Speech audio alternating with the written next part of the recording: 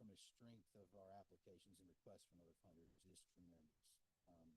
For example, I just got a development fund in Albany, Georgia. The city committed to $1.2 million. Made my application the highest scoring application in the state. It really is that big of a deal to bring resources to our communities. And that the city supports the development and wants this type of investment.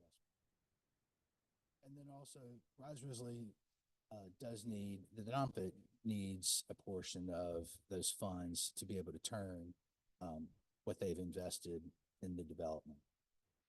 Again, this isn't Mitchell, the private developer, coming to the city asking for funds. This is a nonprofit that's have limited resources and really does need the city's horsepower behind them to push the project forward on a timeline that benefit them and benefits the community.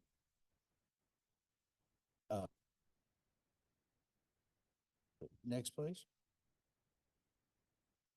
Talking about our timeline, this is what we got in mind. Obviously, today is February 5th. If you know, these were actually, I guess, committed in 2020 or 2021. So if we think we can formally commit those funds to Rise Risley, March 1st, we'll have that application for historic credits go in. We'll order the exploratory demolition. From there, once we've got the demolition done, the architect will be engaged another 45 days later with architectural drawings done approximately September. Allows us to break ground in December with a projected 18-month construction bid placing in service in June of 2027. Which falls in line with the allocation, our anticipated allocation of historic credits.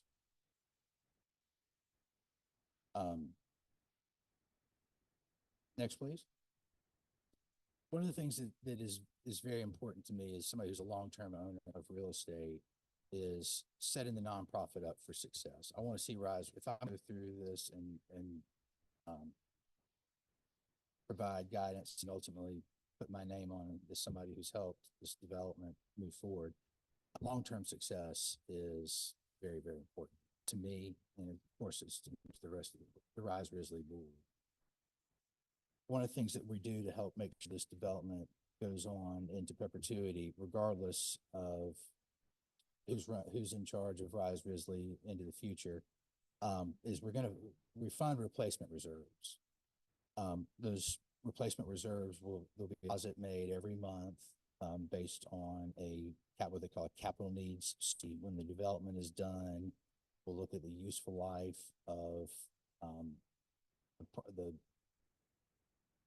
I guess the finishes on into it. You do a calculation and confirm what we're doing. Right now, we're anticipated to be about $1,000 a month in replacement reserve. That way, when the roof needs to be replaced in the future, all that's in order. But we're also going to fund operating reserves sufficient to keep the buildings in sound condition.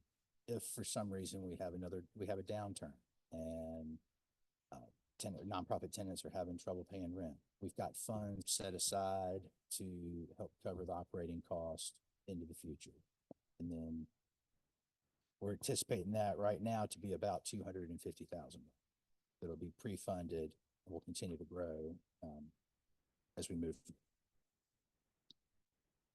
We've also had meetings with the neighborhood groups in 2024 to affirm that the project as originally proposed in 2019 still has support, and it does. It's one of the findings. Next, please. For the fees, I've kind of rounded out the budget here, but the total development cost approximately $20 million. As far as sources, just private funds to date have been about $4,000, with the city and county's matching commitments of $1.6 million. The federal and historic credits at about 2.5, state historic credits at about 3.4 million. The new tax credits will yield about 2.1 million. And then other grants and fundraising is about $9 million, give or take. The historic or the new markets credits also provide a loan, a no interest loan for about a 7-year period. But one of the things that I've been real conscious of is that because this is basically a community center with, we want to keep the rent low for the nonprofits that are serving, is try to minimize the amount of hard debt that goes to that. Reduces risk, but two, also helps keep space affordable for our service providers. And that's why I've tried to limit the debt right now to about $500,000. Rent, we're projecting right now is about $18 a square foot per year, which is, below market for our community. Next, please. So this is the formal ask, is that tonight at your regular meeting, that this commission would raise your hands and formally commit the $800,000 that was originally planned several years ago.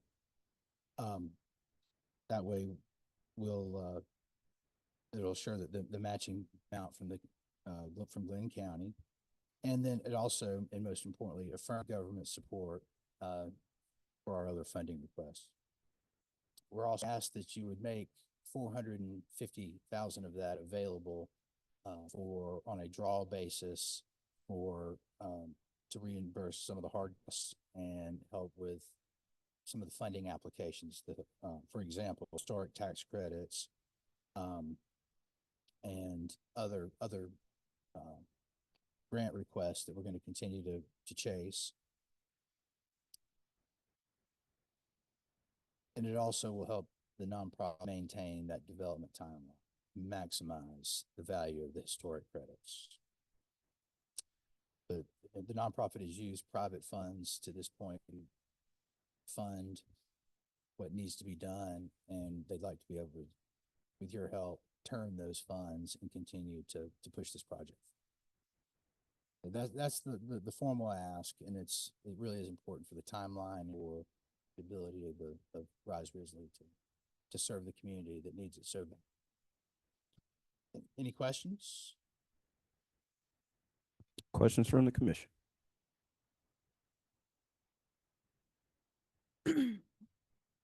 Mr. Davenport, am Yes, I ma'am. correct? I would like to know, how much is the hard cost that you're referring to? I'm trying to. The construction contract right now is projected at about 19.1 minus one of the things we've already done in a cost saving. We were going to do basically a large greenhouse, and it cost $600,000, and decided to just didn't provide that value. So next year, I think we're down to about 18.5 million part cost and contract. So and you mentioned about part 2 application needing $50,000. How much is that? And it may be here. I think the historic tax credit, you said it's automatic. Much automatic once you go through phase 2. That's 3.4 million. That generates right at 5 million, and it's the state, because we get Georgia, we're very fortunate as a state historic tax credit. Okay. So we tap the federal and the state historic tax credit. Just that $50,000 investment yields us right at almost $6 million. Okay. So how long would it take for you all, once you do phase 2, part 2 of the application, to get those funds released to you, or how is it allocated? We get an allocation of what we're anticipating 2027 historic tax credits. So with that commitment, we go to an investor, and between that and a construction loan, we'll actually you get a construction loan. For most of it, we'll do a construction loan to bridge the financing. And then as close to completion, we'll have the investor actually release their funds that, for lack of a better word, purchase the tax credit and brings that equity in and pays off what they borrowed. Okay. Have you all done, I know you mentioned about rent being $18 per square foot, something like that. Yeah. You mentioned that. Have you all done a study of the income, the residual or the income upwards and ability of that, like have an actual study broken down where at year 3, this is how much we're gonna receive in income from those and known tenants that's going to be there to pay that cost, the project? Because we are 3 years, 2 years from placing the development into service. I can't lock exactly who the tenant is going to be. We've got tenants that say we want to move there as soon as you can do this, to move there.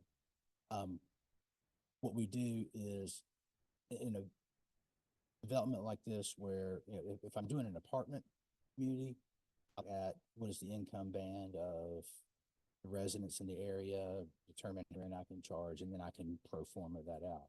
This works a little different because we're targeting nonprofits and trying to keep the rents lower. Normally, I would do a true market study. I have pulled rent comps. We subscribe to something called CoStar.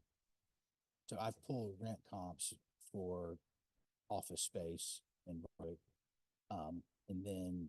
And I have an office here in Brunswick. I pay $24 a square foot. So backed it down to compared it to what the typical space would be in this development, and try to come up with a number that less than $1,000 a month that a nonprofit could afford. That's why I want to hear the numerical. So less than, so 10 times, we'll just say, it's per square foot. So, and an office could be somewhere between so 800 square foot. Well, it would be somewhere between 800 square feet. And it could be 400, 800, depending on how we take these spaces and cut them up. We may have, like, one potential person said that, I want about half of one of these rooms as they currently exist. No problem. Knowing this coming, we can design for that. We would basically split one, call it 400 square feet. That would be, It's say $800. give or take. Yeah. If somebody wanted a whole floor, we can arrange that. We take that, make it based on today's rents. What do we think they're going to be in 24 months, and then we trend it up. Based on the numbers that you have projected or the number of tenants that have, kind of like have it, we want to move here. What's the estimated amount of income that you expect to receive? Well, based on your square footage on income. If you take all of the available space minus the common area, the actual rentable space, it would generate about $500,000 a year in income with I think we projected a 10% vacancy. Okay. And your estimated expenses of running the buildings? More than what a normal building is because of the historic nature and reserves, but around 300,000 a year. So that would give us about 200,000 for debt service plus additional reserves and things that come. But some of that space, like there's actual, I guess not a stadium, but theater in there. The revenue from that, yes, will people rent it and use it for events or shows or whatever?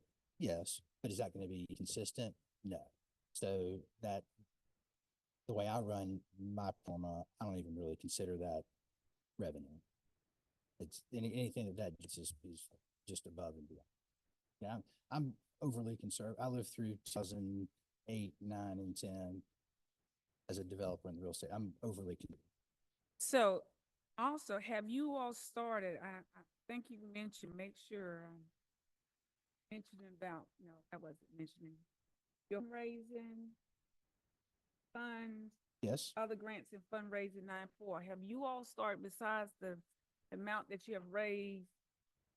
And I apologize for the amount that you have raised so far. Uh-huh. Have you started your campaigning, fundraising? That's step two, and that, that requires capital. The people that do that, there are fees associated with that, and that's something that, we can use. If Commissioner, if we could use some of those funds, that would help accelerate that. The more grants we can apply for, faster, the better. But are those are just regular donors size? I'm not talking about the grant, just, are you doing like donors, private donors? We've actually had a study done, by, I believe it's Carter, they're a professional fundraising firm. And they came up with about $2 million as, just private from the community, what we could raise. Just from individual donors.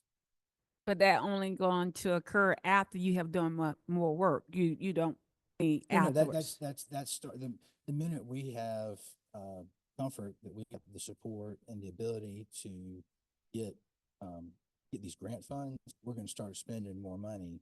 We've kind of pumped the brakes on the amount of money we've been spending lately, to make sure that that we can get the support we need to help these grant funds. It's, when again, I can't read enough how important it is to have, city and county funds for you when you go and get these. It increases the success of a development multiples. Thank you. But you're welcome. Any additional questions from the commission?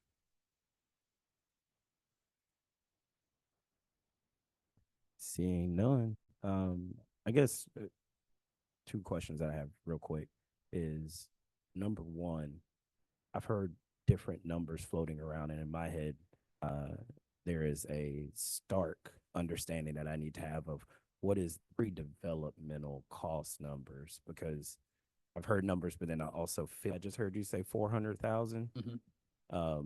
Is that 400,000 in developmental costs? Is that, Yeah. help me understand what that Yes. is. Well, obviously, we're asking for the commitment of 800,000, and then to make 400 of that available through pre-development. That gets the final things that need to be done, ordered, paid for, to get this over the hump, with an equal amount to come from the county.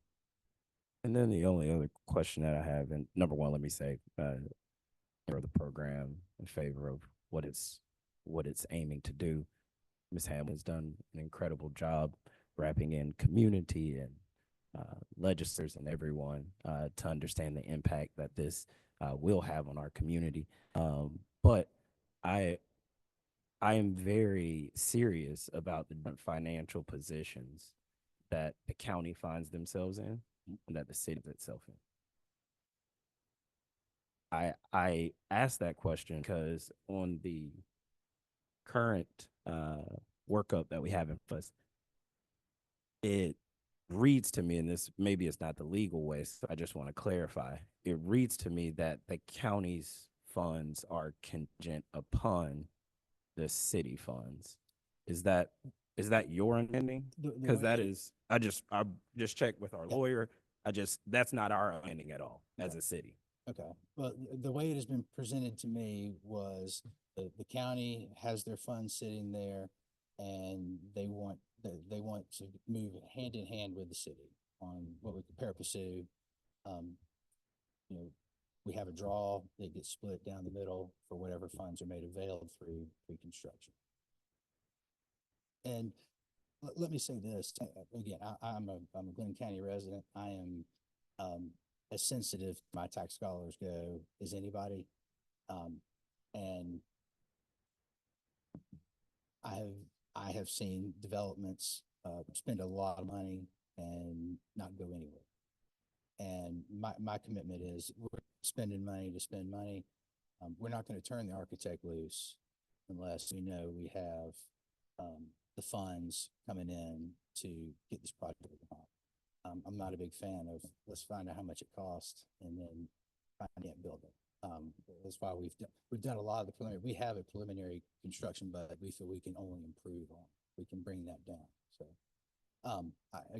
this is a difficult project. There are a lot of moving parts, and I have a lot more reputational risk on this than I do any other kind of upset. So I'm conscious of the situation and want to be as real and as cost conscious as you do, believe it or not. Not a problem at all. I appreciate the work that you've done on it, bringing it to us. I ask questions there, maybe questions that we got to figure out in our legal departments, just because basis that's at any time I've been here, or I'm not sure before me, it has never been presented as a contingent. It's been presented as both communities have committed. The county has several mechanisms to release those funds. Release those funds without us. They could be on a different timeline without us. They the power to do that as a government, and Commissioner Booker is in here and has done Omen's work, ensuring that his 800,000 is committed. So in mine, that's a singular decision from the commissioner. He's made a decision to commit those dollars, and it will be on the I believe county to release those dollars the same way they have released other dollars by other commissioners, which is just truthfully an outstandingly different space than the city finds itself in, where we find our budget. So and that may be for the lawyers to talk, but we will figure that out. Well, it was when I stepped into this role, I guess, if you will, trying to help Rise Risley get there. I was actually approached by one of the attorneys who worked with the city attorney to come up with the MOU that spelled out how we thought funds would be allocated to the project and move forward. I guess originally I was working under the impression that was kind of done, agreed to, and if that's not the case, the politics behind what is beyond me. But I'm just here to make sure that we have that everybody here can be proud of and feel comfortable putting money in. Is it scary? And I certainly appreciate the city's willingness to participate, because it is a percentage of per capita. It is a commitment, but it's a big project, and one that without your support won't happen. It is a historic school that has an important place in our community. We thank you seriously for your work and the work of everyone that's been around it. Any questions? Yeah, I don't have any important questions that weren't already answered this evening. So I appreciate you coming and presenting this, and to everyone's hard work that's gone on over the last number of years. As somebody who's currently trying to execute a project with a very complicated capital stack and many different funding sources, I understand those challenges and the timing that has to go. So, I just think that we need to take a look as a commission on, I feel like we can be the lead agency on this project, and we can start the bowling. So I'm excited when it's the will of the rest of commissioners for us to take a vote on this and make a decision as a group what we think. I do think there's a need for a little pre-development expenses there. Again, you understand from the mayor that our position's a little different, right? And so I think the 450 from a standpoint was a little heavy ask in terms of half of what the overall ask is. But I'm excited to see this project move forward. So thank you again for your time. Thank you. Any additional comments or questions? Oh, wonderful. Please. Please. Thank you very much for the Thank opportunity. you. For you. We appreciate I'm you. excited about seeing this moving. We are as Thank well. you.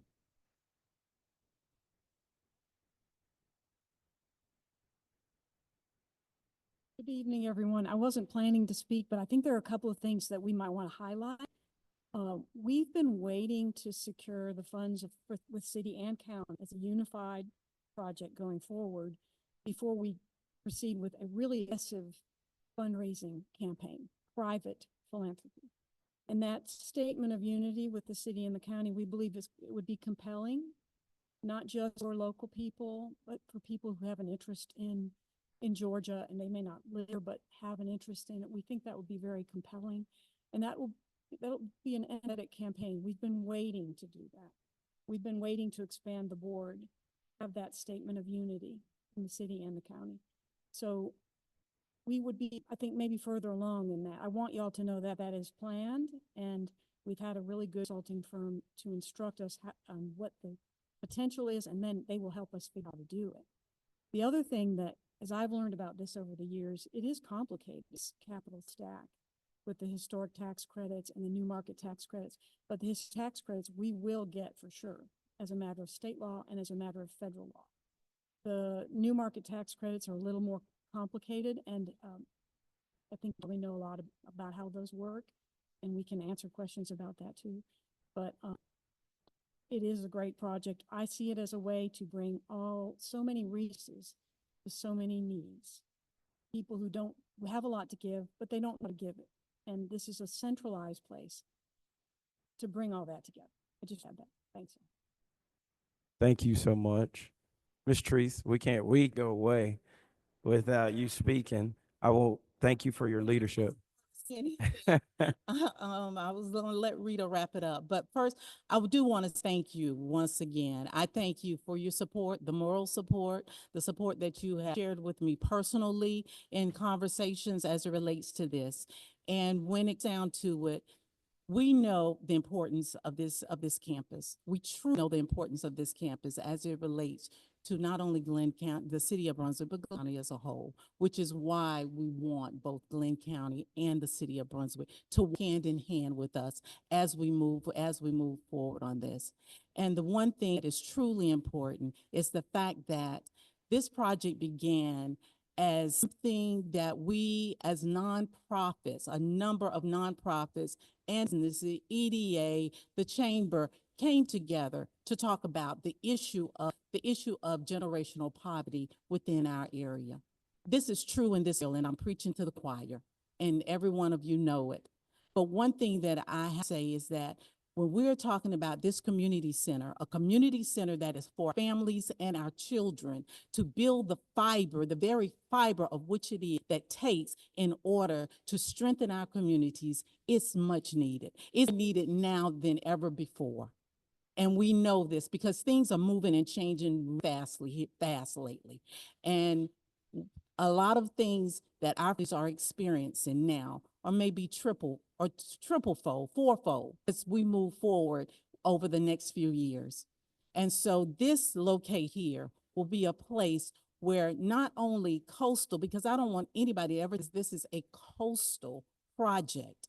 This is a community project, community of hope, Rise Risley, a community of hope. And what we want to do is provide hope to the very families that we know need this. They need this support. They need this sustainability. They need these services in order to move to the next level in their life or where it is that they're trying to get to. And what we're trying to do is to eliminate those barriers, lower those barriers, but give them an opportunity to have hope and to see that they too can have as everybody else has. They want to help them to optimize things that they carry inside of them. So with that, I am asking that y'all please give consideration to the request. Even if it is not the full amount, please give very serious consideration to the request and that we walk hand in together as we move forward to make this community a better place for those families and children that live here. Thank you. I just wanted to kind of wait before I commented on any. I was on the initial commission when we made the agreement for the allotment. I still stand. My position has not changed anyway, with full support of this. But that meets from my seat. And there are commissioners who are not as familiar with this project as some of us are. And so I wanted this work session so that information could be disseminated and that everyone on the kiosk could hear that information at the same time so that would not be any confusion. You would get the same information at the same time. And so with that now having taken place, I think a direction would be that questions have been asked. If there are any additional questions, to make sure that we can answers to those questions. Financially, I don't agree with the mayor in our financial positions. The county is the county. We're the city. That's apples and oranges, pretty much. But we've made a commitment. Now, for me, it's how we move in that commitment, but that we are fiscally responsible in our move in that commitment. So the ask of $450,000 may not be feasible ask, but what is a feasible, meanable manner or amount that we can brush so that we can stimulate or get this to moving. So that's something I believe that this DIOS needs to discuss and needs to discuss thoroughly. We can't do the 450. We're just gonna say right now. I don't think I'm speaking out of turn. 450,000. But what's an amount that we can come together, put our heads together, and that be an amount that would be able to cause you all to move in the manner in which you're going to move in. This project has been one that has been there for a while. And when we say for a while, I said because you have to understand the process of how the monies come in. And this type of project isn't like just any other development project. You've got the tax credits and all of those new tax credits and all of those things involved. And so understanding the actual process financially and how that the stacking of those financial opportunities help to benefit your being able to secure, submit the application and the points that you get and all of those things, I think is something that everyone may not have understood because they've not been through this process before. I'm kind of the season one and I still don't understand all of it.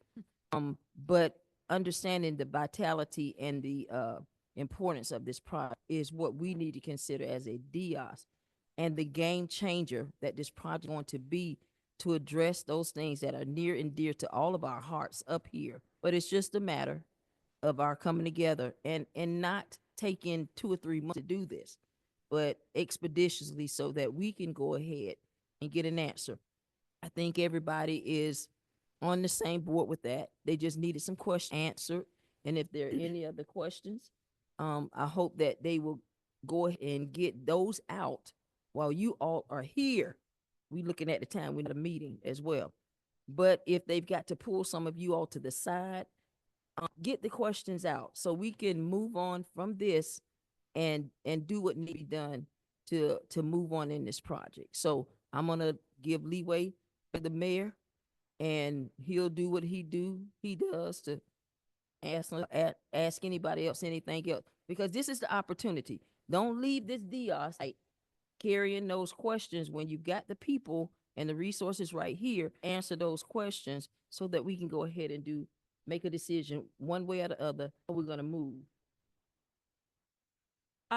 Is it Ms. Hamilton? Is it possible I could get a 5-year projection pro forma for that in revenues and expenses?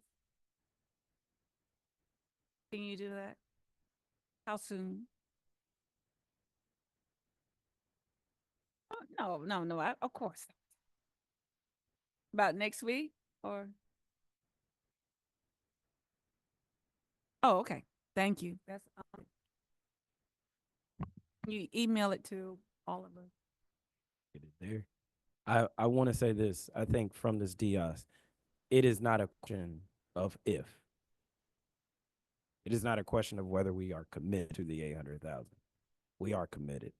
The question that I think we're trying to figure out is what is the most fiscally sound way to give you all the firepower that you need to be able to do everything you need to do. Also make sure our budgetary needs aren't strained in a way that purchases and things that we provide to other people, but it is not a question of if will get done. And it will get done, and it will get done soon, and we are praying it done this month. So soon and very soon, as they say in the church. Any other comments or questions? Just one, Mayor. They're asking for $450,000 upfront, I guess, for the city here and ask for the county. I think from what I heard, they're matching. Oh, They're the okay. same. They're asking same Okay. from both. I wasn't clear. Yes, Thank you. ma'am. Thank you all so much. We appreciate it. With that, we will close out our Brunswick City Commission work session and move directly into our City Commission regular scheduled commission meeting for Wednesday, February 5th, 25. Can we all please stand for our invocation and pledge of allegiance? We will have our invocation by Minister Polite of Bethel Missionary Baptist Church. Thank you so much for being with us.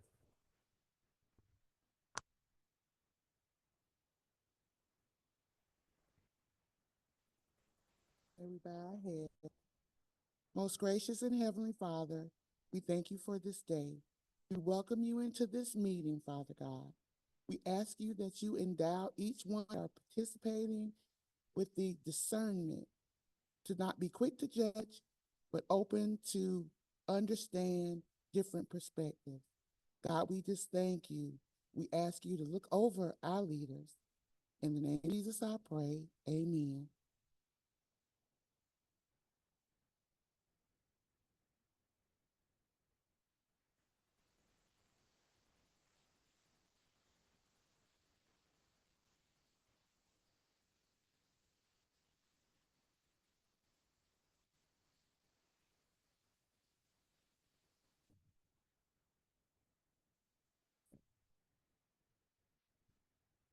We'll now move on to the approval of the agenda and the adoption of the February 5th, 2025 regular meeting agenda. Is there any additions or subtractions? Hearing none, we have for a motion to approve the agenda. Mayor, I make a motion to approve the agenda as printed. Hearing the first, do I hear a second? Second. Hearing the first and a second, all those in favor show by the usual sign of aye. Aye. All those opposed, the same. Hearing none, the motion passes and the agenda is adopted. We'll Mayor now- Johnson, City Manager McDuffie would like a point of privilege, please. Thank you. I appreciate that. Just briefly, we have a guest who has joined us, and I'd like for Interim Chief Smith to make an introduction. Interim Chief Smith, so good to be with us. Good to see you. Good evening. Good evening. The Brunswick Department is delighted to have a German intern with us, Mr. Hendrik Plenart. He is here with us. He is a German, well, he is studying to become a police officer in Germany, where they have a 3-year police academy, and he is currently on his 3rd year. And I just want to introduce him and give him a few seconds to say hello. Yes, hello, nice to meet you. I'm glad to be here. Yeah, I'm a German police officer and studying police. Yeah, we are 3 years in studying. I'm a 2.5 year now studying 1 month here in Brunswick in the internship program, and I'm excited over that. Well, welcome to our community. We're blessed to have you. You'll see us around, so if you need anything, don't be afraid to stop us, and we're thankful you're in our community. Thank you, Chief. Very excited. Welcome. Thank you. Thank you, Mayor.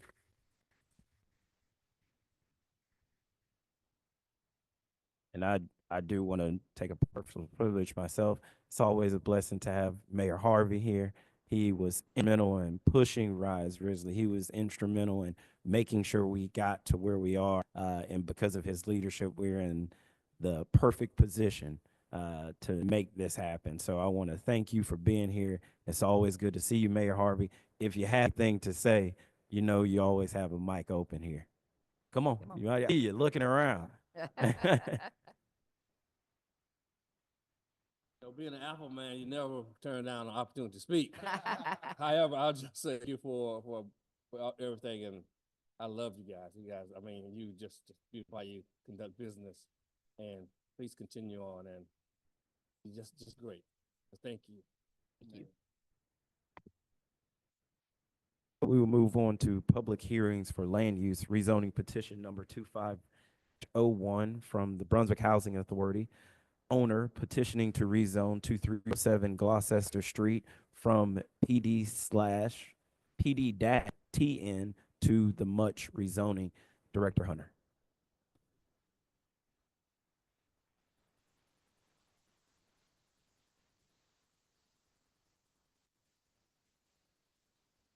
One second. Oh, I get my. Just to read that correctly, I'm assuming that's PD text to Much. The the PD tech that would have been PD additional neighborhood at the time that it was PD adopted. traditional neighborhood. Thank you. So the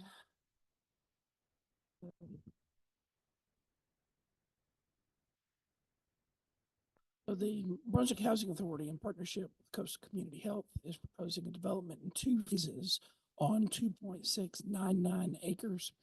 Phase 1 would consist of medical clinic of approximately 10,000 square feet that would house multiple primary care providers, dental clinic, behavioral services, and a pharmacy. Phase 2 consists of a multifamily development consisting of 3-bedroom and 2-bedroom mixed income units. Associated on-site parking and green space will be provided. 2007 Gloucester Street is currently zoned for a PDTN, which is planned development traditional neighborhood. The PDTN was approved in 2021 and allows for the development of 170-unit multi-family development with 253 parking spaces. 2023, the PD amended to add a parcel at 2328 Atlanta Avenue, which could current 2.699 acre site. The proposed read too much would be a down zoning and decrease the allowed density and the zoning of the property immediately to the west. Much would also allow for the mixed multifamily residential with clinic uses as proposed. When we look at readings, the first thing we look at is the character area comprehensive plan to see how that proposed rezoning is addressed within our comprehensive plan and to make sure that it fits in the neighborhood. This is in the Urbana-Mayhew character area. These neighborhoods are bounded by US 17 commercial corridor to the Hercules Pinova plant to the north, and Burroughs Millette School west, and Gloucester Street being the southern boundary. Miller Park is on the northern boundary of the neighborhood adjoining Pinova site. Without going through the whole character area vision, what the character area does is lay out kind of what's there this time, but also what would be appropriate land uses to consider for future development. Those appropriate land uses include single-family residential development, scale commercial, institutional, and mixed-use development along Gloucester Street, developed in a main street fashion with buildings fronting the streetscape and parking here. Community facilities such as schools, parks, museums, and libraries, neighborhood scale. Multifamily residential in the existing area of multifamily development of compatible scale, and single-family residential areas surrounding traditional neighborhoods. So under our ordinances, as we look at these applications, we have a number of questions that come to you to consider as staff and our planning commission. And those are, is the proposed use compatible with the purpose and intent of the comprehensive plan? In staff's opinion, yes, this new mixed development is supported by the comprehensive plan. Is the proposed use suitable in a view of the development of adjacent and nearby property? In staff's opinion, yes, the proposed development is low density residential that is a mixed use that is compatible with the area. Will the proposed use adversely affect the existing or usability of adjacent or nearby property? Staff's opinion is that it will not impact those existing uses. Are there substantial reasons property cannot or should not be used as currently zoned. As stated, this was currently a planned development. That would not allow the medical clinic on site and would need a complete revision of their master plan in order to accommodate these uses and this change in building concepts. So they would have to go through a legal process with the Planning and Appeals Commission and you as well to make these changes so the rezoning makes sense. Will the proposed use cause an excessive or burdensome use of public facilities or services? Staff's opinion, the proposed development is in a developed mixed-use area and is within planned capacities for utilities and services.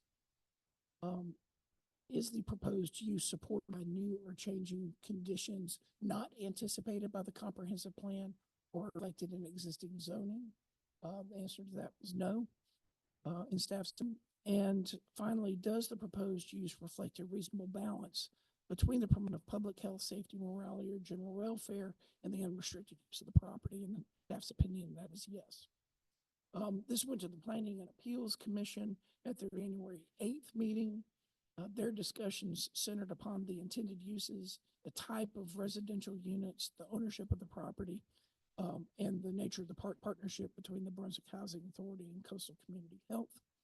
The Planning and Appeal Commission voted 4-0 with one abstaining to recommend approve the City Commission. That's a quick summary of the staff report that you have before you. I'm happy to answer any questions that you have at this time before we open it up for a public hearing. Questions or comments from the commission?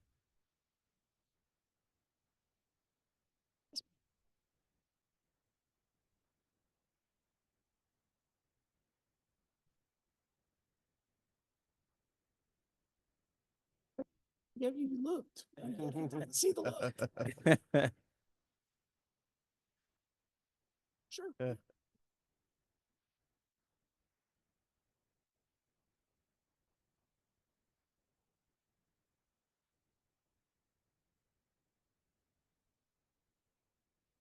Yes.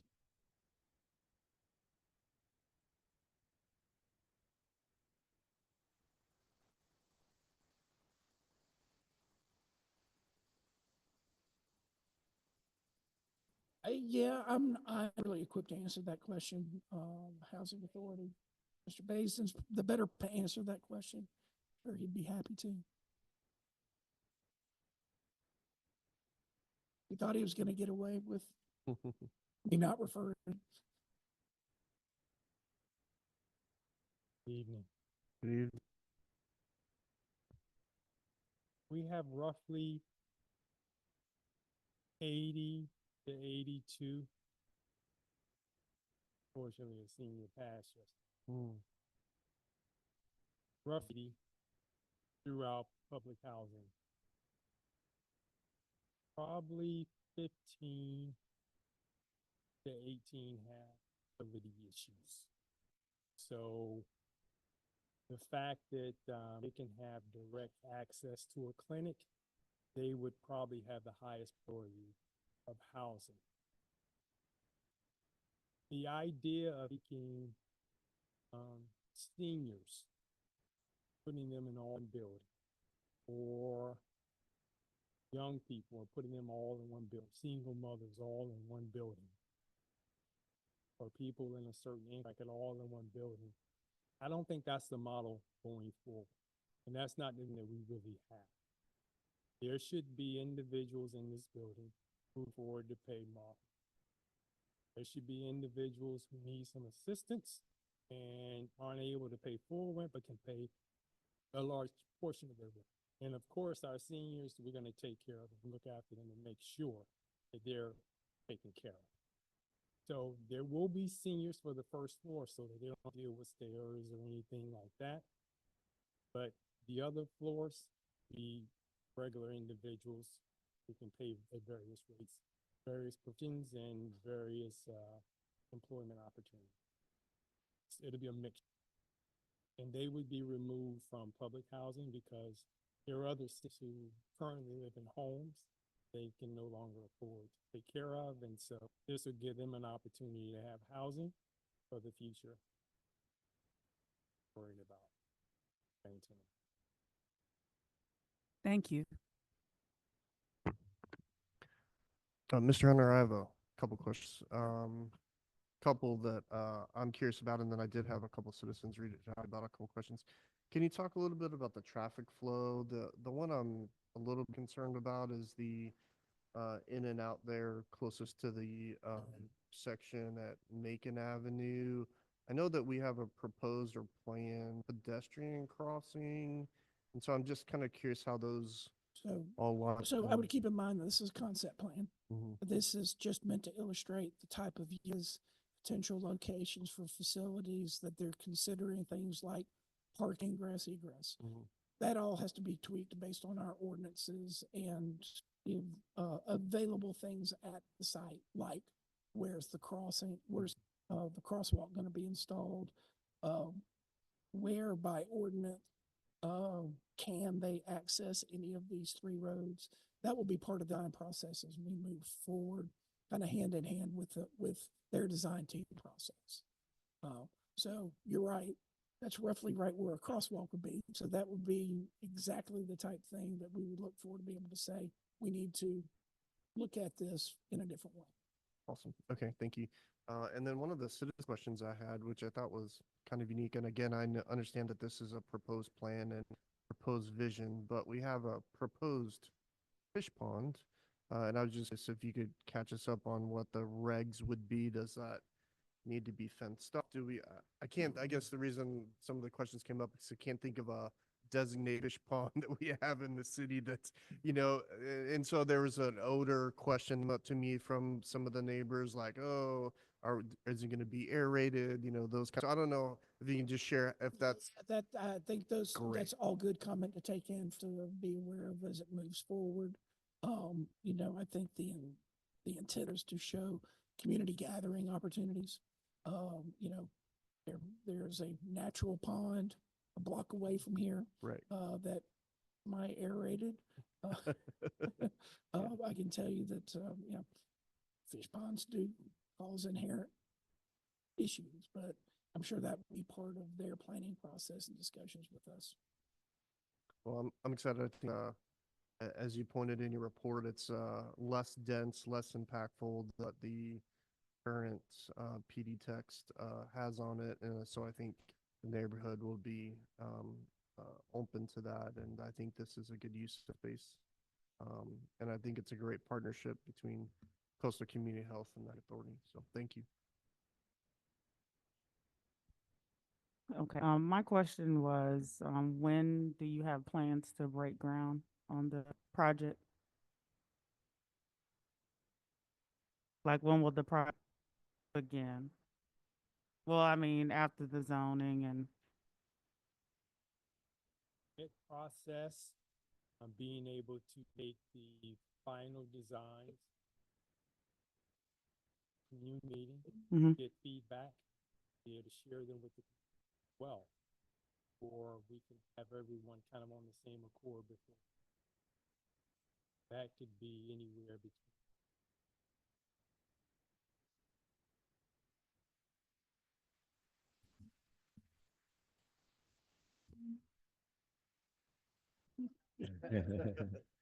Any additional comments or questions? well, thank you for your explanation about the type of tenants that you want in the development, because when we hear housing authority, it's always, oh, projects, like we don't need any more in the, but you broke it down to a fact where, you want something for our seniors, some people who can market value.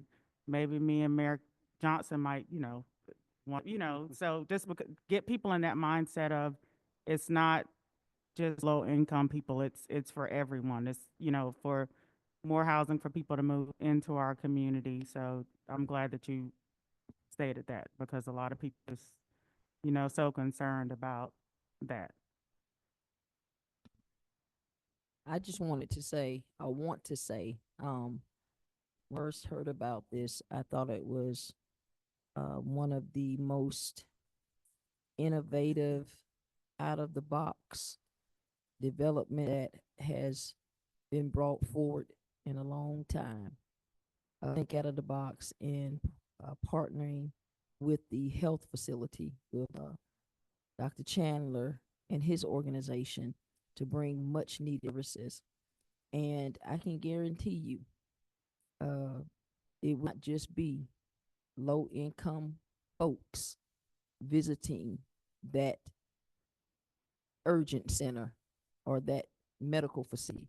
I can guarantee you it's going to be a mixture of a diverse community of people utilizing that facility. And so I'm excited about it and the innovativeness that you all put your heads together, came up with this project, and it's gonna make a difference in the city. So I just want to say thank you, and we're here to support and move how we move to make this successful. I've got one more, and I know the answer to this question, but I want to make sure the rest of the DIOS hears this. And look, I did reach out to Mr. Bazin and ask him this personally. So just clarify again that this parcel and this development is held by a subsidiary of the Housing Authority, and that this will be on our rolls as a tax base.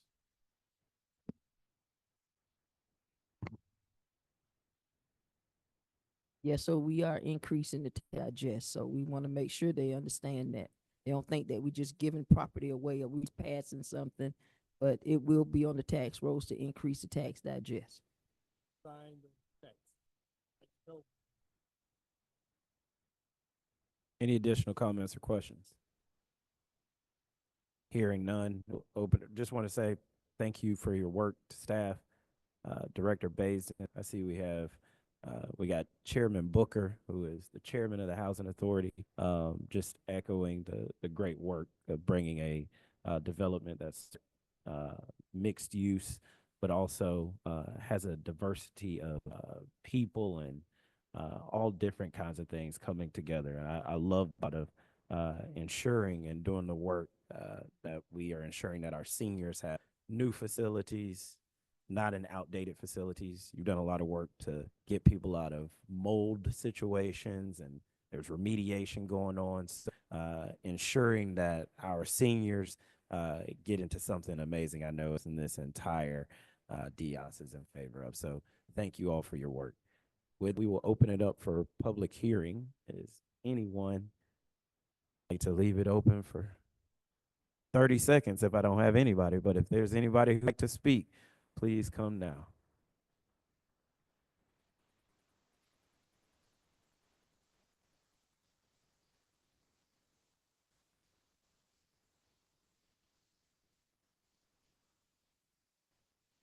Anyone online? Anyone online? Seeing nobody, we will formally close the public comment period. Any additional comments or questions from the commission?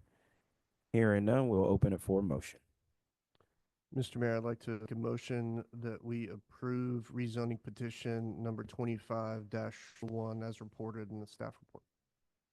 Second. Hearing a first and a second. All those in favor show by the usual sign of aye. Aye. All those opposed, the same. Hearing none, the motion passes. We'll now move on to public hearings, alcohol catering licenses. Consider approval of alcohol catering licenses for Jerk, Tipsy, McSway's, and Little Zooks. Deputy Brown, are we taking them together or are we taking them separately? No. Okay. Good evening. Good evening. So tonight, we do have 3 of already licensed alcohol establishments, which all 3 are licensed for beer, wine, and liquor, are here to get a catering license. So they will be able to serve office. The first, do you want to do them all together or separately? Yeah, I will leave it to the will of the commission. I don't have a dog Because in the fight. the way the ordinance is written is that a catering license is treated as a new license. Okay. Related to the currently existing, all 3 of these are obviously already licensed, so I would take them one at a time. Perfect. Well, we will start with Jerk Shack.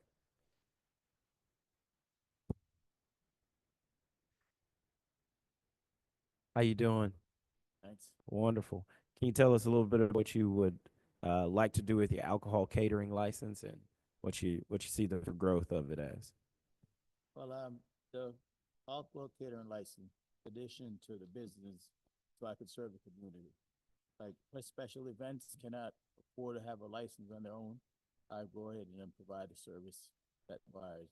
And so far, I've been doing it for over 8 years, so I intend to continue to do it. Wonderful. Any questions or comments? Seeing none, if you could stay right there for me, just step to the side. We're going to open public comment for each individual license. If there's anyone from the public that would like to speak on the license for church.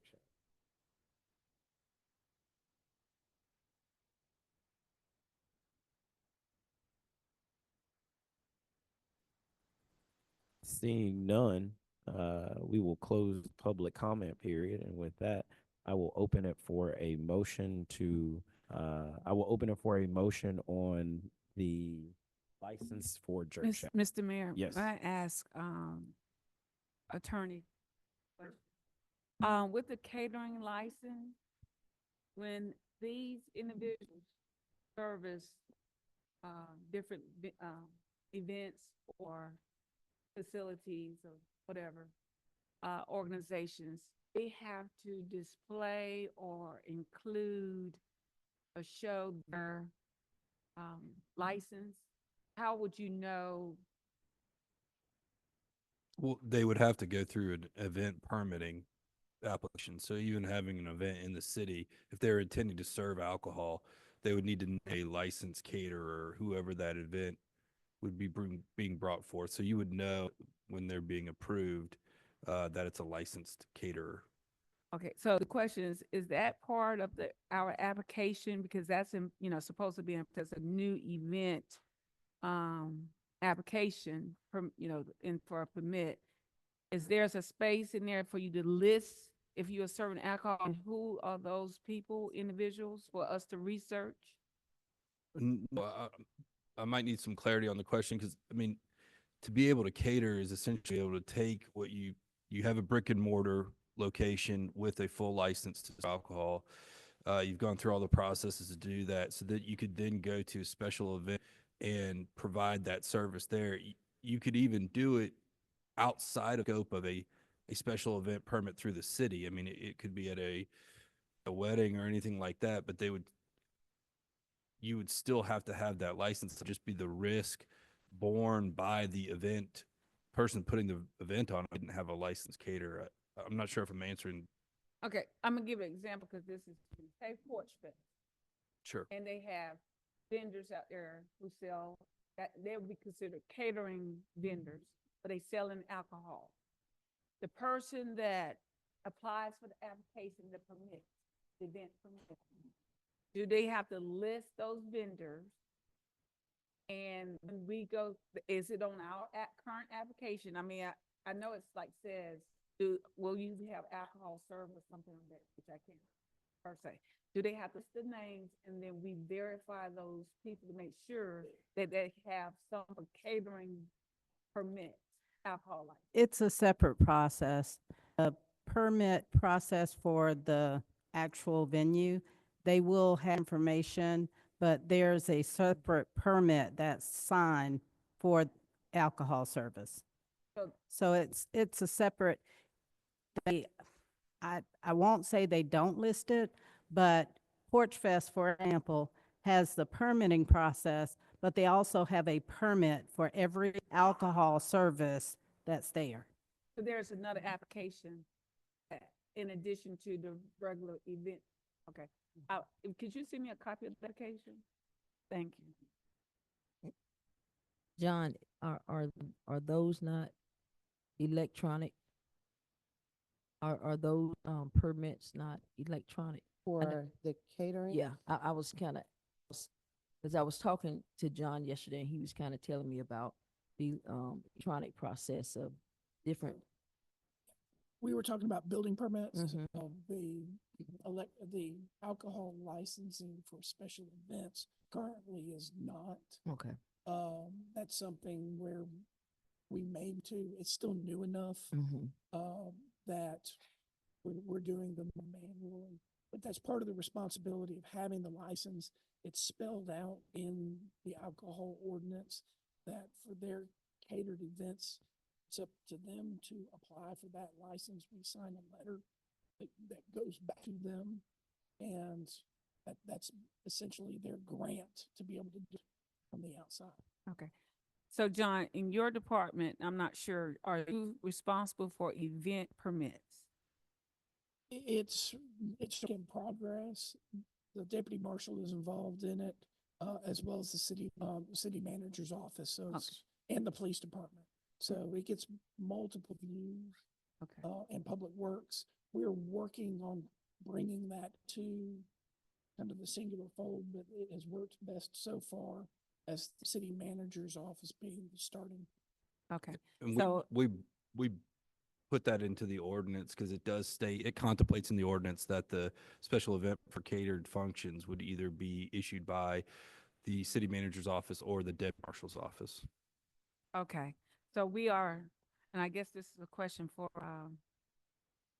City Manager, McDuffie. So how could we, I guess at the next meeting or so, could we get an update on, I know we had an update, it was requested a new application and process for event permits. We'll give one at the first meeting in March. Okay, thank you.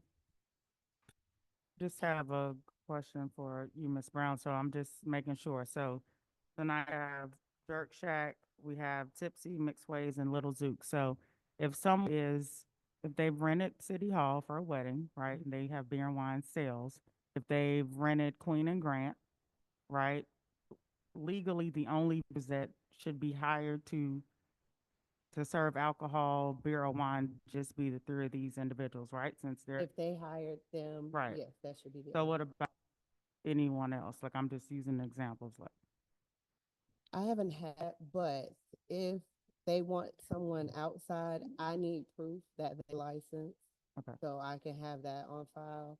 And kind of to answer question, Commissioner, they have to post that letter once George gives an event tomorrow. I will give him a permit letter that will be signed, and he has to post that as well as the person that applied for the event permit. So, I don't know if I really, but I've not had anyone so far, but according to what I've read, it has to be a licensed bartender that is licensed by the city of Brunswick. right. It can't be by the county or someone else in the area to see. For the special events, yes, it can. As long as they have a license, as long as they have a current license and they can show me that they're licensed by the state and they are licensed by their locality, then they come and do Porch Fest. And I'm just asking because I was looking at the mayor, and since we've been on, this is like the first time for catering I've seen, and I'm just asking because they're not the only three restaurants in this limits that have, like, that sells alcohol.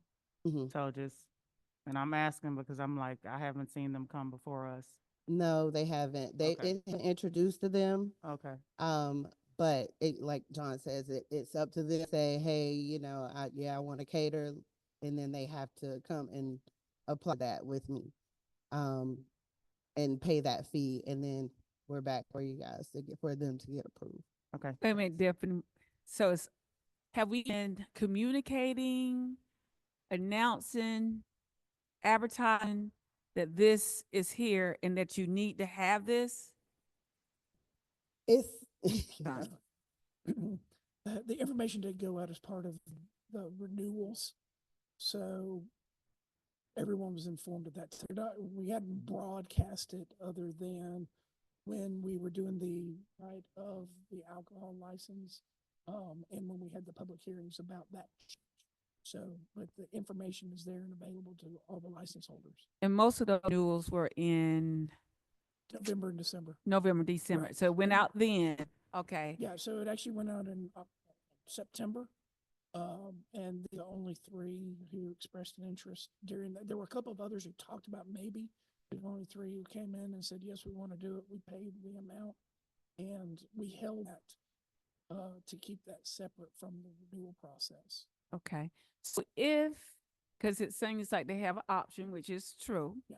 But if they're selling off or catering not inside their establishment, what are the consequences? We would look at that as an alcohol sales violation.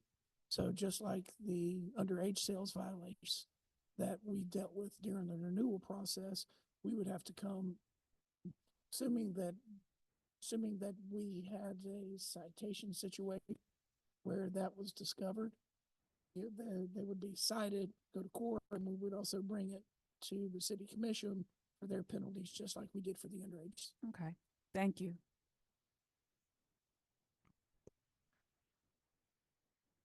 Just wanted to, we are now opening it for public comment. Just want Yeah, oh, we did finished it. voting on you? No. My bad. I Yeah. didn't, after it circled back, so I forgot, I didn't know. All right, just making sure. All right, now we are open for a motion, on chat. Mr. Mi- Okay. We approve the catering license, for Jerk Shack. Here in the first, do I hear a second?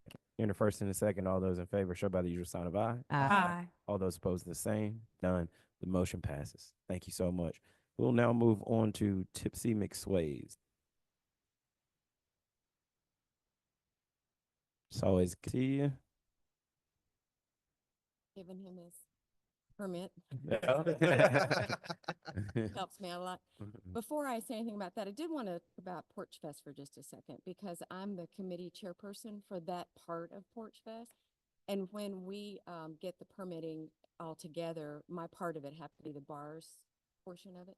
So when we get that permitting together, I do request a copy of their current licensing, their current alcohol license, their catering license, and also current insurance. And we request every vendor to name the city of Brunswick as an additional insured throughout the process. So that if something does happen, they don't come right back to the city for a deep pot. So that helps to Thank a you. little Thank bit. you. Okay. We thank you for that. And if you tell us a little bit about your plans with it and what you Well, that's part of it right there.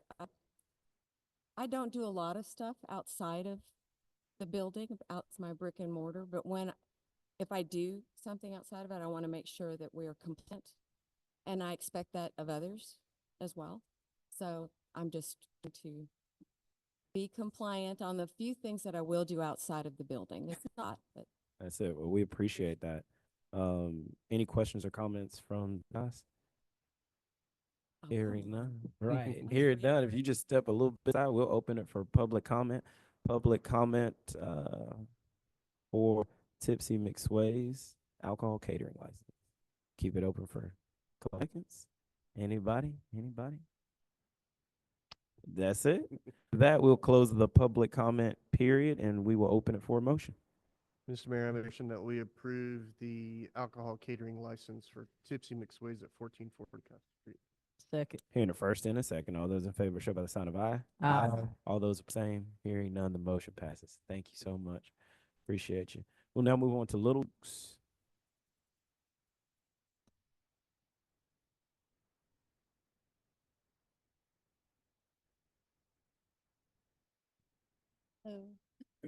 How you doing?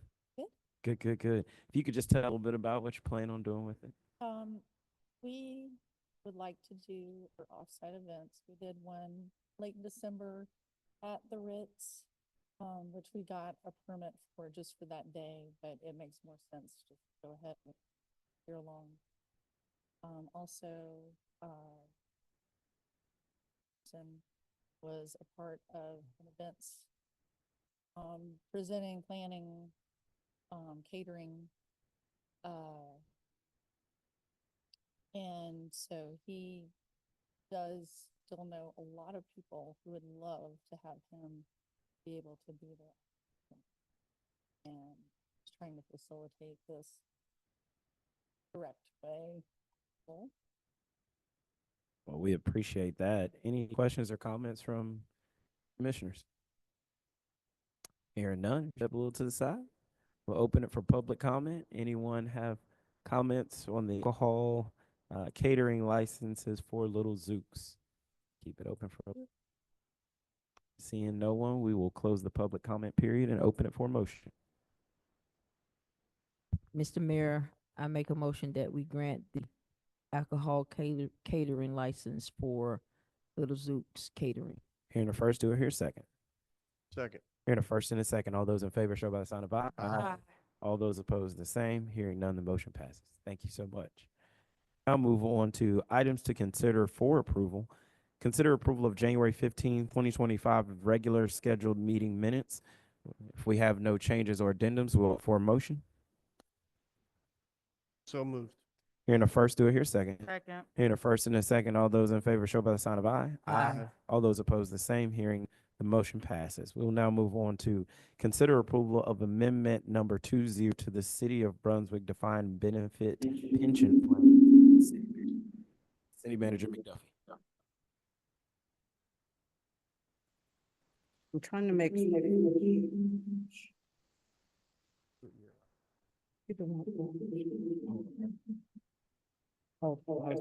Nope. Oh, I think it's better. Thank you. I'm sorry. Yes, this is an amendment that has been recommended by the Pension Advisory Committee as well as Pension Committee for approval. And our Pension Counsel, Clay Kite, will be presenting. Thank you. Thank you for that. Mr. Cartwright, we'll turn it over to you. Thank you very much, Mayor Johnson. Thank you as well, Mayor Pro Tem Harris and commissioners of the City of Brunswick. It's an honor to be counsel for the pension plan and trust for all these years. It's with all clients, we take representation seriously, but this particular plan, the city has a special place in my heart. So thank you for that. So this amendment is a housekeeping item here. Back in 2022, a piece of legislation called the Secure Act 2.0, because there was a Secure Act 1.0, if you will, back in 2019, that was put in place and enacted. And so one of the provisions of Secure 2.0 affects what we call required minimum distributions from the retirement plan. Plan participants, employees who have enough service to participate in the plan, have a tax shelter. Their benefits accrue free and clear of tax until they pull it out. But they can't leave the money in the plan forever. And so back when the Employee Retirement Income Security Act was passed 51 years ago, and through the lineage of amendments to that act, it was decided that we would create this concept of required minimum date, required beginning date. When can they start taking money out from the plan so that they can be taxed on it? So eventually the federal government wants its slice. And so here, that age, as people have gotten older, that age is being pushed out, and it was pushed out again in Secure 2.0. That effective date of Secure 2.0 for required minimum distributions was effective January the 1st, 2023. The plan has been in operational compliance with Secure 2.0. We are in the amendment period for that, so it's perfectly fine to amend in 2025, and amending now would be timely. This amendment pushes the age out officially in the plan document to age 73 for anyone who turns age 72 after 2022, and then all the way out to 2032. After age 2032, once someone hits age 74, the age goes out to 75. Just a quick comment here. I would not be surprised if I came back to this commission in a few years and said, we have a new amendment to the plan eliminating required minimum distributions, because it seems like the age gets pushed out further and further out. And at some point in time, the federal government might think it's not worth the enforcement. These regulations for required minimum distributions are quite complicated. You can see that from the text of the amendment. And that's just part of it in the plan. I think that the RMD provisions of the plan take up 5 pages, but they're required. We have to have them. So at some point in time in the future, maybe they go away. But I leave it over to the commission for questions here, and certainly any comments that you may have. Those are comments from the commission. I know we have 2 commissioners who serve on our pension board. So Commissioner Harris and Commissioner Williams, if you have anything to start us out with, I'll feed it to you all. I'm good, Mr. Wonderful. Any other additional questions or comments? No, I'm good. We were to review the information and get the further detailed explanation. Wonderful. Without seeing any other questions or comments, we'll open it for Mr. Mayor, I would like to make the motion. I move we approve the amendment number 20 to the City of Brunswick Defined Benefit Pension Plan. hearing the first, do I hear a second? Second. Hearing the first, second, all those in favor show by the usual sign of aye. Aye. All those opposed, the same. Hearing none, the motion passes. Thank you so much. Thank you. Thank you, Clay. We'll now move on to number 6, consider approval of financial reports for period ending December 30th, 2024. Director Perry. Good evening, Commissioners. Good evening. This will be the monthly finance report for the end of the year, December 31st, 2024. All right. For the end of the year, for revenues we received for that month of December was $1,005,934. Year to date for December 31st, we brought in $11,847,611. Net revenue was up year to date, $2,212,294. Our prime side account was 714,640.15, and our joint fund 1 account was $9,729,282.47. Now, our sales tax revenue for December end of the year was $839,631, bringing our year to total to $3,448,614. Compared to last year, we're up 1.29% year to date. Next page. Next page will show our capital project, which is our SPLOST 6. There were no changes for the month. And our capital projects for SPLOST 22. We expended for the year to date $4,833,602. We received SPLOST. We received in SPLOST distributions $12,684,679.29. Our total cash on hand is $8,303,021.75. For total receipts and since inception, $13,124,657.57. Okay. Next page. Next page will show our Norwood Street Common Fund. Our Norwood Street Common year to date, since the total inception for December 31st, 2024, total revenues is $550,816. Now, our cash balance on hand for December 31st has been $373,508, and that included expenditures of $170,308. Okay, now we move down to Road Harris Center. For that, the revenue year to date for the Harris Center was total inflows of $92,958. So we have an expenditure of over $181,778, which brought us a negative cash balance of $26,010. Now, as far as our ARPA fund, we didn't have any changes that happened in ARPA for December 31st. We just met the compliance and making sure that we had all our contracts allocated for the most part. Sanitation fund. Our sanitation billing for December 31st, we were actually total revenue $1,295,821. Operating income is $303,346, and our total available cash on hand in our sanitation fund is $1,415,857. Now, for waste disposal for year to date, we have about $776,132 that we collected out for waste disposal. Stormwater utility fund. Now, stormwater utility fund, our total inflows for the year was $946,044. Expenditures is total outflows is $584.94, and our total balance. Ledger balance for the year is $567,208. That's stormwater.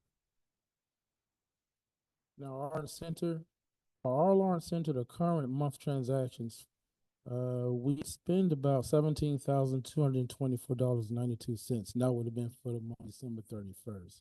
Now, the year-to-date transactions from the inception, $96,834.45. And that concludes that report for Robert Law Center. And that concludes the finance report. Questions or comments from the commission? Go ahead, Mr. Commissioner Sager. Mr. Perry, I just got one quick question, and I don't necessarily need to answer tonight, but maybe at your next financial report.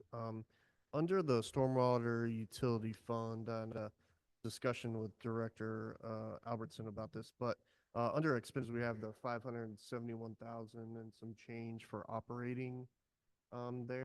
My understanding is that's predominantly for payroll and such staffing, but maybe on the next month, just give me a little breakdown. I'm just curious what's included under that operating section. Sure. Yeah. Definitely. I'll Great. break Thank that you. out for you.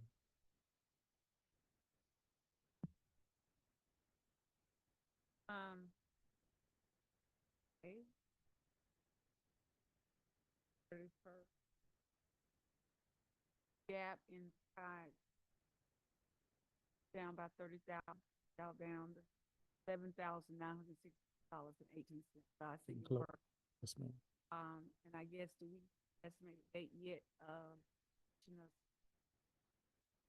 As far as the reconciliation. reconciliation, I'll look forward to having that done for you, at least within the next, probably hopefully by the next meeting or so. I'll work to the manager on some. Yes, we will look at it. I looked at some of the journal entries for that and still reviewing those, but got kind of sidetracked with the storm and everything else. But we will try and bring that back first of next month. Thank you. we can make it. We don't have to say Okay, thank you. I appreciate that. thank you. Good question. Yes. Under the Roosevelt Lawrence multipurpose, I see the grant amount, and so we transferred any funds to the multipurpose center this fiscal year? Have we transferred any grant funds to the center? No, any funds from the general fund? Or from the fund? Because it's zero. I think I'm reading right. Yes, matter of fact, typically when we get requests for that center, there will transfers from, those are journal entries that happens. You will never see like revenue side because of the revenue general fund. So there are transfers over there in order to take care of that, because revenue that it currently receives right now wouldn't be able to substantiate the expenses that you have right now. So general funds technically.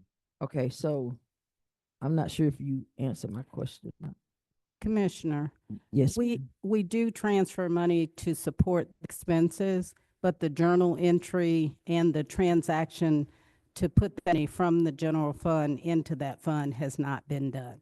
And that needs Okay. to be done. But it is kind of supported by the general fund. It's what he's saying, is that transfer money in, but they have to be journal entries to be kind of reconcile particular transaction. Okay. And that needs to be done, basically just to transfer money to cover that balance. But there's also grant funds that need to be reconciled so that we are sure that the funds that are in there are for this fiscal year versus last fiscal year. Okay, so that's what I was getting around to. Are we being reimbursed for the money we are supporting the center for from CR? Yes, we are, but we need to see where they are, because they do run a couple of them behind, because once we build them and then they send them to us. But I'll look at that and make sure we can get that caught up. Okay.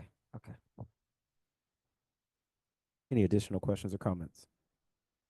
Hearing none, we'll open it for a motion. I move that we approve the financial reports for a period ending December 31st, 2024. Hearing the first and a second, all those in favor show by the sign of aye. Aye. All those opposed, One. hearing none. We have one opposed, 4-4. With the motion passes and the financial reports are accepted. We will now move on to number 7. Consider approval to authorize the mayor to sign a sub-grantee agreement with Georgia Conservancy for a $405,000 grant from Georgia Power Foundation's Bonneville Environment Foundation grant for Living Shoreline Stabilization Project at Howard Coffin Park. Director Albertson. Good evening. Good evening. Both of these items have to do with the title ditch at Howard Coffin. You're all familiar with the ditch that runs east-west through the park from Lanier Boulevard behind the water treatment station there, behind the admin building, and then ultimately out under Highway 17 there. And there's a tidally influenced ditch, of course, and as that water flushes in and out today, it's causing a lot of erosion problems along that ditch, kind of up to the point of that water treatment ground storage tank there. We partnered the county several years ago on a coastal incentive grant, identify projects like this. It's called the Shoreline Protection Implementation Plan. This was one of the projects that was identified in the plan as in need of stabilization and reducing erosion and that kind of project. We've been working with the Georgia Conservancy on finding funding for these type projects. They recently helped us, or they applied on our behalf, I guess you'd say, for a grant to the South Atlantic Salt Initiative, which funds similar projects like this. That grant was not approved, but in that conversation, found a partnership with Georgia Power. And Georgia Power, through their Bonneville Environmental Fund, has set aside Bonneville Environmental Foundation grant. They set aside $405,000 to use towards this project for bank stabilization along this ditch, along the ditch banks there, to install a living shoreline. What a living shoreline is, if you're not familiar, it's kind of a bank stabilization, but instead of using this riprap or a concrete material or some kind of hard armor material, it's more of a synthetic and natural material which promotes vegetative as well as natural growth like oyster shells and that type materials to help stabilize the bank there and prevent the erosion. That's what this is a grant. This is an agreement between us and the Georgia Conservancy to accept the $400,000 that Georgia Power has granted to the Georgia Conservancy, that then we will turn around for the bank stabilization of the project. Questions or comments? Seeing none, we'll open it for a motion. Mr. Mayor, I make a motion that we approve you to authorize the signing of the sub-grantee with Georgia Conservancy for $405 for the grant from Georgia Power Foundation, Bonneville Environmental Foundation grant. Second. Hearing a first and a second, all those in favor show by the usual sign of aye. Aye. All those opposed, the same. Hearing none, the motion passes. We now move to number 8. Consider approval to authorize the mayor to sign a design build agreement with Zulu Marine Services Incorporated in the amount of $309,896 for the Living Shoreline Bank Stabilization Project at our Coffin Park. Same project, same site. We issued a RFP for this project to get proposals back for stabilization of the bank and the Living Shoreline approach. We did get 2 proposals at Zulu Marine Services and Estate Management Services. Zulu Marine was slightly lower price. Also, they provided a little bit more detail and information as to how they would approach the project schedule-wise, and we just felt a little bit about their project or about their proposal. They have a lot of experience in this kind of project. In fact, we worked with them. They were was as a subcontractor for the Macon Talmadge project. They installed that living shoreline arrangement there. So this proposal, the project includes them coming in, providing a design for the bank stabilization there, going through the permitting process, getting the CMPA through the Coastal Resources Division, and then constructing it well. So it's kind of a one-stop shop, if you will, that they're going to let all the way through all three phases of the project. They've given us a schedule of about 20 weeks here, which does not include review of DNR and the committee review. Very well predict how long that might take them. But then their projected price on that is just under $399,000. $405,000 that was granted. So there's no local match on it. We're well within budget here, so just asking for to move ahead with the design build with Zulu Marine. Any questions?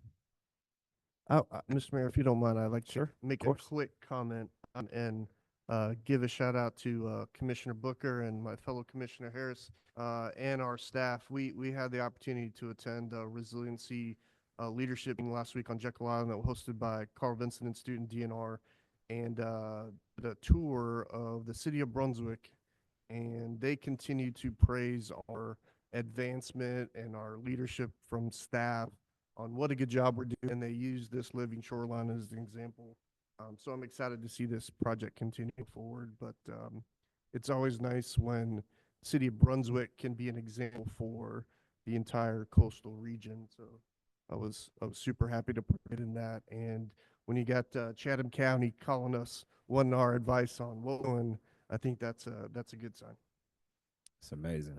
It's amazing. And just to echo the sentiments of Commissioner Saby, we are on display and we are examples to a lot of other cities. And Gero, you're doing a great job. Thank you. If we don't tell you again, and if we tell you something else after this, you're doing a great job. We'll come back. But you're doing a good job, you and your staff and stuff. And so I always hear a lot when I'm in those meetings and going to those sessions and stuff. And they use a lot of the innovative ideas that you partner and collaborate with others on. So thank you for doing that. I have a question regarding the actual project itself. You said 20 months from the start to the finish. I'm sorry, 20 weeks from start to finish? Yes, ma'am. Okay. And so if I'm calculating that right, that put us right in the smack of summertime. Well, that's 20 weeks for them to do their work. You have Okay. permit review and approval. Okay, in before they there. get there. So, Okay. Right. Okay. So they probably, I think they've got 11 weeks, Mhm. and then we go through a Actual process which construction. may take 6 to 9 months, Okay. and then the rest of the remainder of their 20. Okay, okay. Because the implementation is considering all of those phases. Yes, ma'am. Okay. Yes, this will get us all the way through the completion of. Okay, all right. So I asked that question, so I guess it'll be a future question as well. When this being done, will it interfere with the activities out at Howard Coffin Park? No, ma'am. Okay. Not at all. Great question. Any other questions or comments? Right now, we'll open it for a motion. Mr. Mayor, I move that we authorize you, the mayor, to sign a design build agreement with Zulu Marine Services Incorporated in the amount of $3,980. I'm sorry, $398,896 for the Living Shoreline Bank Stabilization Project at Howard Coffin Park. Hearing the first, do I hear a second? Second. Hearing the first, second, all those in favor show by the usual sign of aye. Aye. All those opposed, the same. Hearing none, the motion passes. We'll now move on to, thank you, Director. Move on to number 9, and I want to throw this forward to the commission. Hopes that we can take a vote this evening, but if we need some more time, I understand. we had the passing of someone who was very instrumental in our community and in the lives of many, only adults, but in the lives of generations of youth that came through Brunswick. Coach John Willis was an institution, not only at Brunswick, but throughout our city, throughout our county, and frankly, the state. I remember traveling fondly behind a lot of the old teams, whether it was the '99 team when we all drove and went up to Atlanta to watch them in the state semifinals, play in the Dome, or remembering back in the day of Champ Benarma Stokes going back and forth. And at each of those moments, Coach Willis on the sideline for the Brunswick High Pirates. I think it is high honor, and we owe him a high honor to consider designating Parkwood Drive, which is the street that his family lived on for generations, for us to designate Park Drive as an honorary street for John Willis. And there will be time to think about the exact name. There will be time to get the street signs and make sure the family to present those. But I thought a good first step to get that started would be starting here tonight. So with that, I don't have the power to make a motion. I would love a motion, but open it to the commission.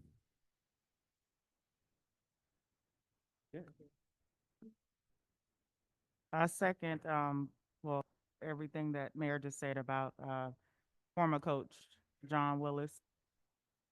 So that's my sentiments about what was presented. I That's think this is wonderful. the least we can do. That's it. That's Right. it. Yes, sir. So we will open it for a motion. Mr. Mayor, I make a motion that we designate Park Drive as honorary street for Mr. John Willis. Second. Here in the first in many seconds. We'll now move it to a vote. All those in favor show by usual sign of aye. Aye. Those opposed, the same. Hearing none, the motion passes. City Attorney Corey, any for executive session?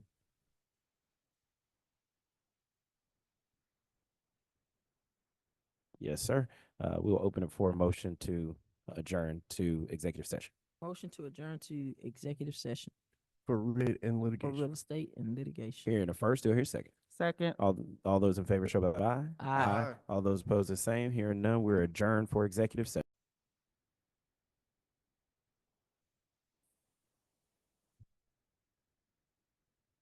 We are back from executive session and we have a motion. Allow mayor to execute documents for easements as discussed in executive session. Second. First and a second, all those in favor show by sign of aye. Aye. All those opposed, the same. Hearing none, motion passes. We'll now open for a motion to adjourn.